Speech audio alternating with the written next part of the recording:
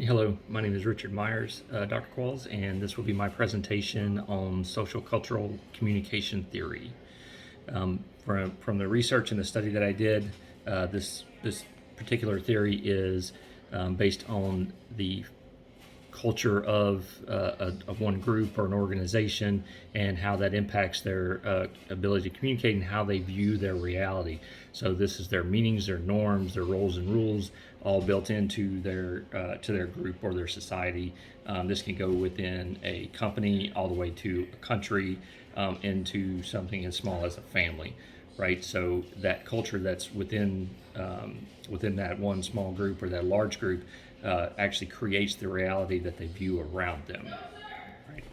So when I first started looking into it, I was going to take it from more within the United States type of perspective, but I decided to go a little bigger and look at it from a religious perspective, which I thought fit well with liberty. So I looked at it from a Christian versus Muslim perspective, and the cultures that are so vastly different, not necessarily based solely on the religion, but also the culture within those parts of the world, right? So their part, which is in the Middle East, ours, which is in the West, and then what those cultures have done to develop how they view the world, right? So with social cultural communication, one of the things is that we have to look at is like, where did it come from? Who started it? How has it evolved over time? I apologize, I have a puppy. And it began in the early 1900s by a Russian child psychologist by Lev Vygotsky, I believe is how you say his name. He first identified he was a Jewish man, came from a Jewish family, which was not very prominent in the Russian society. So the culture for that was for them was a little different than the normal Christian Russians that lived there. So they were kind of if you want to call him a second world, second class citizen. But he used his what he'd learned with child psychology and studying that the different cultures between the Jewish culture and then the Christian culture within the Russian societies, and then he used that to how to identify the differences in how we communicate with each other and why those differences were. Now, and as he kind of put that together, and then even though he didn't write a lot specifically on this, he did teach on this, he did study on this, and unfortunately, a lot of the writings or the books that were created by people later on, based on his studies and the lectures that he created. But within social cultural communication, there's four branches to it that you can dig a little deeper into that can broaden the research for any kind of communication that's being done.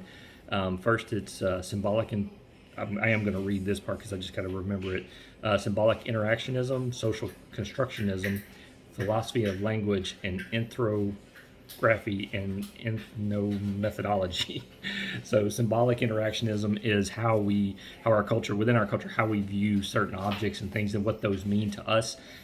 So as a Christian, if I look at the cross, that means something to me that would be very different as opposed to a Muslim who would look at the cross and think of more of somebody that was a prophet as opposed to the Son of God. And then social constructionism is the reality of the actual society around us and how we view the world based on our society. A lot of times with this type of view, it differs based on what we've been told and what we see. The average person does not get to go experience different parts of the world, so we base our reality of what the world is from what we've seen and what society has shown us. So what actually is the truth, or what we view as the truth, may not actually be that, just because of we haven't experienced it realistically. And then philosophy of language is the view that within the society, as opposed to objects creating your view, it's actually the language that you use that creates your view. So the words that are used, the inflections that are used on those words, and that can change drastically within the United States itself, right? Within the different regions, the way that language is used in the South is very different from the North, and different terms mean different things, and they have different inflections, and they can cause different emotions based on how it's used.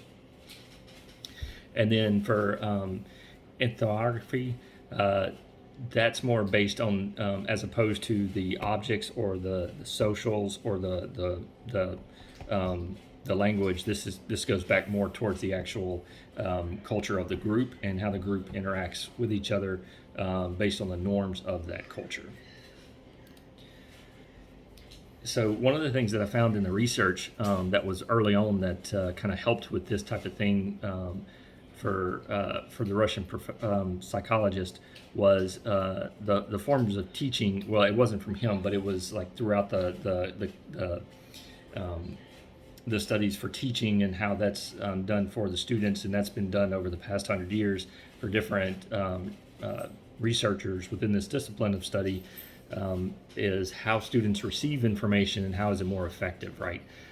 So when it comes to the culture and the social norms that we use, early on, it was in education for a long time, really in human teaching, was the teacher provided the information and the student is expected to study it, memorize it, understand it, and then produce it back to the teacher to show that they have the understanding.